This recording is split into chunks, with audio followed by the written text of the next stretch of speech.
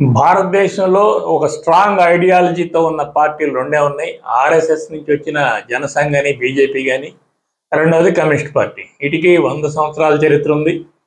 ఈ పార్టీలకి వారసత్వ రాజకీయాలు ఉండవు.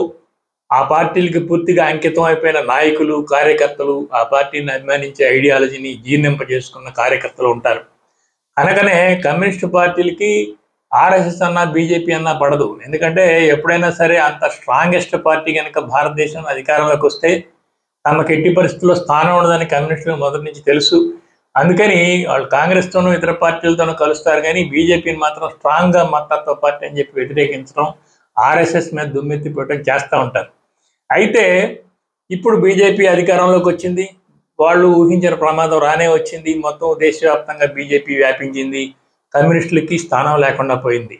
మిగిలింది ఒక కేరళ మాత్రమే. కేరళలో కూడా వీళ్ళ పరిస్థితి ఎలా ఉందంటే, ముస్లింలు వీళ్ళకి ఓటు వేయరు. ముస్లింలు అక్కడ ఆల్ ఇండియా ముస్లిం లీగ్ పార్టీకి వేస్తారు. ఆల్ ఇండియా ముస్లిం లీగ్ వచ్చే కాంగ్రెస్ పార్టీ గ్రూప్లో ఉంది అక్కడ. తర్వాత క్రైస్తవులు వీళ్ళకి ఓట్లు వేయరు. క్రైస్తవులకి అనేక రకాల పార్టీలు, చిన్న చిన్న పార్టీలు ఉన్నాయి. కేరళ జోసెఫ్ గ్రూప్ అని రకరకాల ముఠాలు ఉన్నాయి. ఆ ముఠాలకు వాళ్ళు ఓట్లు వేస్తారు. వాటిల్లో ఎక్కువ పార్టీలు కాంగ్రెస్ పార్టీతో అఫిలియేట్ అయినాయి, కాంగ్రెస్ పార్టీ గ్రూప్లో ఉన్నాయి. సో ఇక వీళ్ళ హిందువుల ఓట్ల మీదనే ఆధారపడి ఉన్నాయి.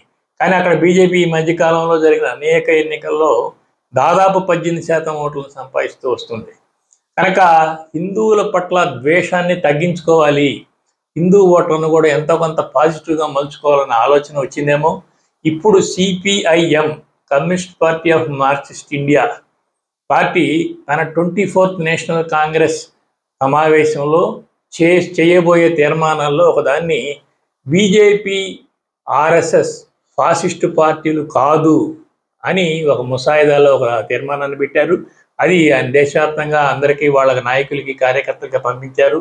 ఆ మీటింగ్లో చర్చ జరుగుతుంది. ఆ చర్చ జరిగిన తర్వాత దాన్ని ఆమోదించి ఆ సిద్ధాంత వీటిల్లో అడాప్ట్ చేస్తారు.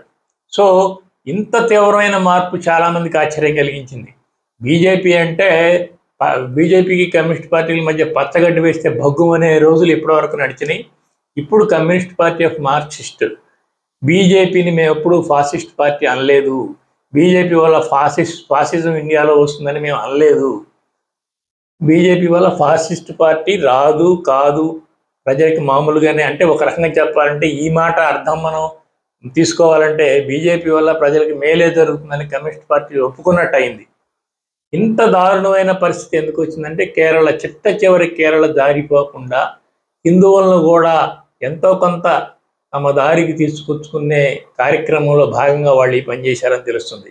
కమ్యూనిస్ట్ పార్టీలు 1962లో చైనాతో ఇండియాకి యుద్ధం వస్తే చైనాదే రైట్ అన్నారు మన దేశంలో ఉంటూ.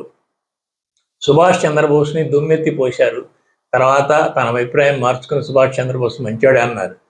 ఈ వివేకానందని మతత్వవాది అన్నారు. తర్వాత యువతకు ఆదర్శం అన్నారు.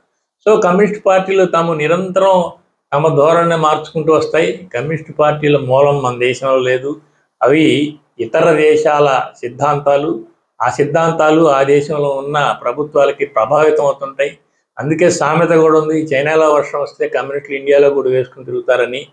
కానీ ఈలోపు ఈరోజు ఈ వచ్చిన మార్పు మాత్రం చాలా అభినందనీయమని చెప్పాలి.